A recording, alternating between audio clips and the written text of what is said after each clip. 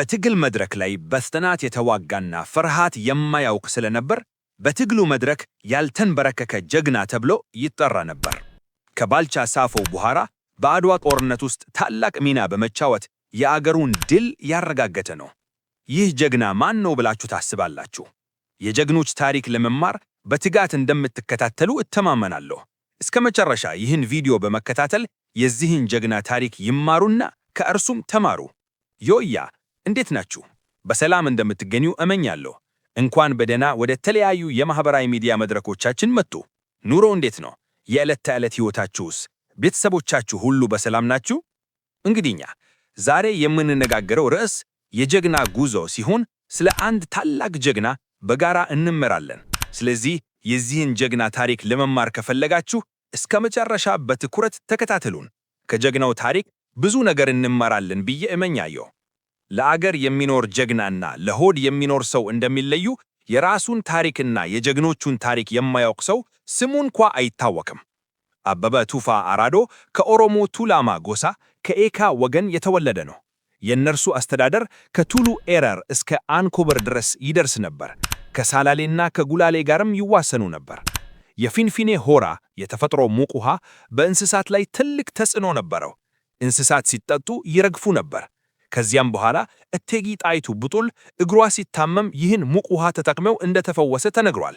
የፊንፊኔ ሆራ በቱላማ ኦሮሞ ቁጥጥር ስር ነበር እና ቱፋ አራዶ በዚህ ቦታ አስተዳዳሪ ነበሩ። እንስሳትን ወደዚህ የሚያመጡ ሰዎች ከ101 እንስሳ እንደ ግብር ይከፍሉ ነበር። ቱፋ አራዶ ከአንኮበር አቅጣጫ የሚመጡ ጠላቶች ወደ ፊንፊኔ እንዳይገቡ በጦርነት ይከላከሉ ነበር።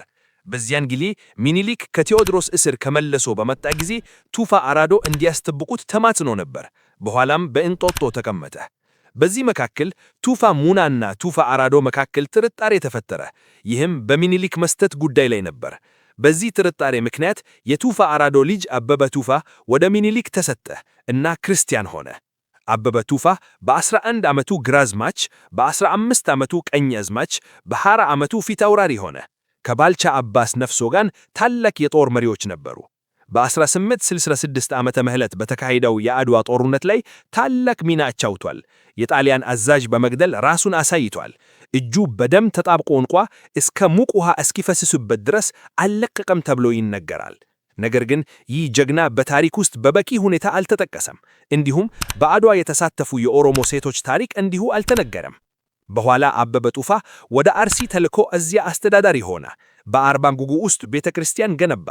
ከዚያ በኋላ በተንኮል ተጠርቶ ወደ ፊንፊኔ እንዲመጣ ተደረገና በመጨረሻ በመርዝ ተገሎ በ1866 ዓመተ ምህረት በአርባ ጉጉ ሞተ።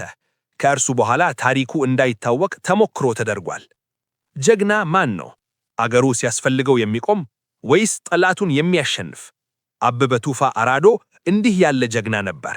እንደዚህ ያሉ ጀግኖችን ማወቅ እና ታሪካቸውን መጋረት ግዴታችን ነው። ዛሬ እናንተን ያቀረብኩት ታሪክ በጣም አጭር ነው። ነገር ግን የዚህን ጀግና ታሪክ በጣም ትልቅና ረጅም ሲሆን መጠን የሌለው ነው። ስለዚህ እንደዚህ ያሉ ታሪኮችን ቀጥሎ እንድቀርብላችሁ የእናንተ ድጋፍ በጣም ያስፈልገኛል። የኛን ዩቲዩብ ቻናል በመሰብስክራይብ እና ይህን ቪዲዮ ታሪክን ማወቅ የሚፈልጉ ሰዎች ሁሉ እንዲደርስ በመሼር ድጋፋችሁን ያሳዩኝ። የዚህ ቻናል ዋና ዓላማ ከተለያዩ መጽሐፍት የተመሰረተ እውነተኛ ታሪክ ማቅረብ፣ የተሳሳተ ታሪክን ማስተካከል እና ለትውልድ ታሪክ መንገድ መክፈት ነው። ይህን ሁሉ ለማሳካት የእናንተ ድጋፍ እጅግ ያስፈልገኛል። ስለዚህ ሰብስክራይብ በማድረግ እና ሼር በማድረግ እንድትደግፉኝ እጠይቃለሁ። ቀጥሎ የማቀርበው ታሪክ የማን እንደሆነ እንዲያሳዩኝ ከፈልጋችሁ ከታች በኮሜንት ጻፉልኝ። እናመሰግናለን።